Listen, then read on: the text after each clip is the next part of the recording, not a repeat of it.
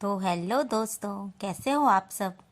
आज हम कहानी सुनेंगे चार मूर्ख और एक चिड़िया की। चलो शुरू करते हैं। एक जंगल में एक ऊंचे पेड़ पर एक काली चिड़िया रहती थी।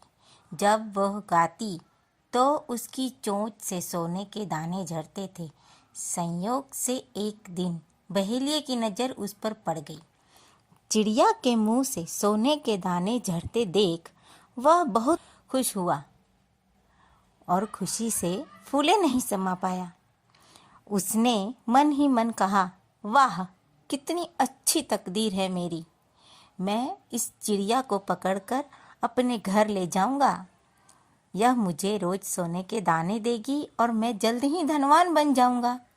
फिर बहेलिए ने जमीन पर अपना जाल फैलाकर उस पर चावल के कुछ दाने बिखेर दिए। काली चिड़िया दाने चुगने नीचे उतरी और जाल में फंस गई। बहेलिए ने चिड़िया को पकड़ लिया। फिर वह उसे अपने घर ले गया।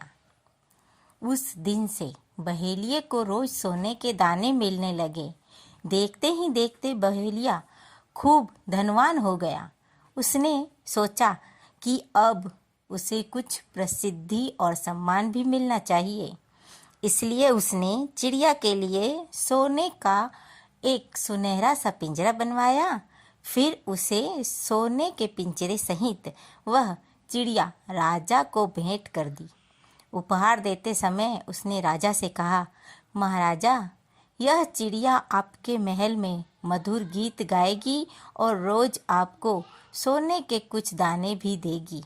यह उपहार पाकर राजा बहुत प्रसन्न हुआ। उसने बहेलिए को दरबार में ऊंचा ओहदा दिया।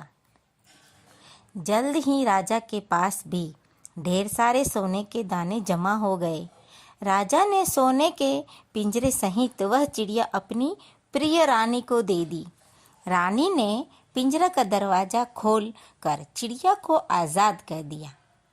उसने सोने का पिंजरा शाही सुनार को देकर कहा, इस सोने के पिंजरे से मेरे लिए सुंदर सुंदर गहने गढ़ दो।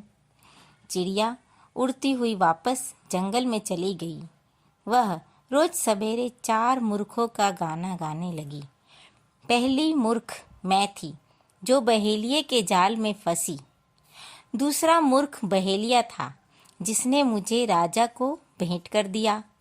तीसरा मूर्ख राजा था जिसने मुझे रानी को दे दिया। चौथी मूर्ख रानी थी जिसने मुझे आज़ाद कर दिया।